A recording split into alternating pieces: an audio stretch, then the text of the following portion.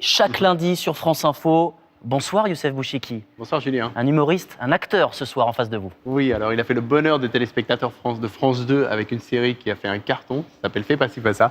Je suis très heureux de vous recevoir, Bruno Salomon. Je suis très heureux d'être reçu. Voilà. Et je vous reçois pour Euphorique, votre one-man show qui est en tournée dans toute la France. Alors première question, comment ça se passe? Ça se passe très très bien. Ouais. Ouais, je ne pouvais pas imaginer à quel point ça se passerait comme ça. Ouais. Et justement, après le succès de Fais pas ci, fais pas ça, on est porté par le public, mais est-ce que... Je me pose la question pour vous taquiner un peu, les gens viennent vous voir Bruno Salomon ou Monsieur Boulet? Alors mon agent est venu me voir à la première, il m'a dit les gens venaient voir Denis Boulet et à la fin ils ont vu Bruno Salomon. Ah ouais. Et ça me fait plaisir. Alors, il y a des gens qui me reconnaissent de mon ancien spectacle, des fois de Brise de Nice, des fois de Fais pas ci, ça change. Et peut-être de cette émission maintenant. Ouais, j'espère bien. Écoutez, alors après 13 ans d'absence, vous n'étiez pas remonté sur scène, vous étiez occupé, il faut dire. J'ai fait du théâtre, mais je ne suis pas remonté en one-man show, effectivement. Et il me semblait qu'il y a une vraie attente, puisque moi j'ai lu les critiques, elles sont unanimes. Grosse satisfaction. Oui, c'est vrai que ça fait plaisir. En plus, le public est là aussi, donc quand il y a les deux, la chimie est parfaite, quoi. Moi, je suis comblé. Alors, le spectacle, c'est un ovni. On pourrait dire... vous aviez envie d'un spectacle particulier, parce qu'en fait, c'est un mélange de contes, un peu de fantastique et d'humour. Vous n'êtes pas facilité la tâche quand même pour écrire ça? Oui, parce que l'idée, c'est de trouver à chaque fois une situation comique forte et tout en racontant une histoire. Ce qui est compliqué, parce qu'en général, quand on fait des personnages, on trouve une situation et on trouve une situation comique forte et puis basta, quoi. Parce que là, il faut qu'elle reste dans le contexte de l'histoire, dans l'enjeu. Il y a une dramaturgie, donc on est comme dans un film, quoi. On est pris, on est tenu en haleine. Alors, on va regarder justement un petit extrait, une toute petite scénette, parce que c'est très compliqué. J'ai eu beaucoup de mal à choisir un extrait, parce que c'est un tout, ce spectacle. Mais on va regarder quand même cet extrait. On y va. Avec joie. Alors, je suis bien au service de réclamation de la société aux ozone. Hein, monsieur Saturnin, là. Ouais. Ah, voilà, j'ai commandé sur net un coffret de pâte à modeler, là. Et un truc qui me paraît un peu chelou, là. Parce que j'ai bien reçu un colis de chez vous, mais dedans, c'est pas mon coffret de pâte à modeler. Non, c'est un nourrisson. Un nourrisson.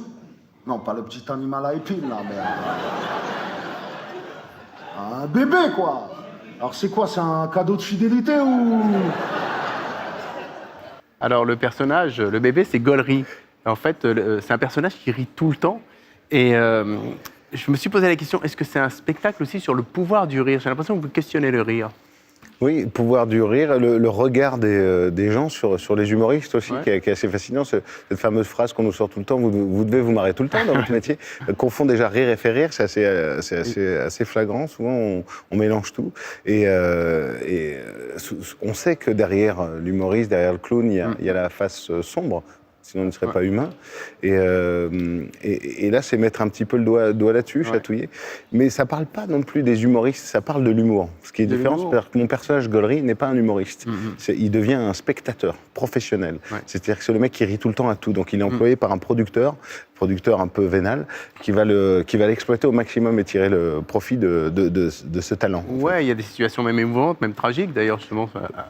Oui, il y a des moments très forts. Ouais, mais d'ailleurs, là, il est abandonné en fait par sa mère, qui est une cagole exubérante, qui est contrainte de l'abandonner parce qu'il provoque des réactions complètement dingues. Il y en a pour qui c'est le diable, d'autres pour qui c'est le messie. Et donc, ça crée des émeutes partout. Et elle est obligée de l'abandonner. Elle le met dans un colis postal et elle se retrouve chez ce mec qui est une grosse caïra, un gros dur qui rigole pas du tout. Et il est face à ce bébé. La caïra et la mère, il y a 43 personnages.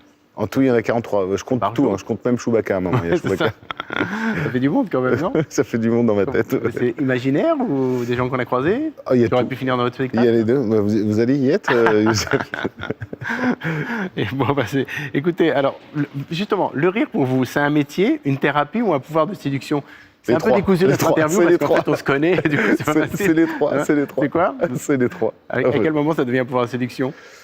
Ça peut être un pouvoir de séduction, mais ça peut être aussi une façon de me séduire. Parce que moi, j'adore qu'on me fasse rire. Une femme qui me fait rire, je suis comblé. Merci Bruno Merci d'être venu nous voir. Alors je rappelle le titre du spectacle, c'est Euphorique et vous serez les 7 et 8 octobre au Trianon. C'est une très belle salle. Allez Sublime c'est salle. formidable. J'adore cette salle. Elle est magique. Merci beaucoup à tous les deux pour ce joli moment culturel. On vous retrouve tous les lundis, Youssef, et tous les vendredis. Maintenant, c'est un nouveau rendez-vous. On est vraiment très heureux de vous voir 2 fois par semaine, Youssef. Merci beaucoup à tous les deux.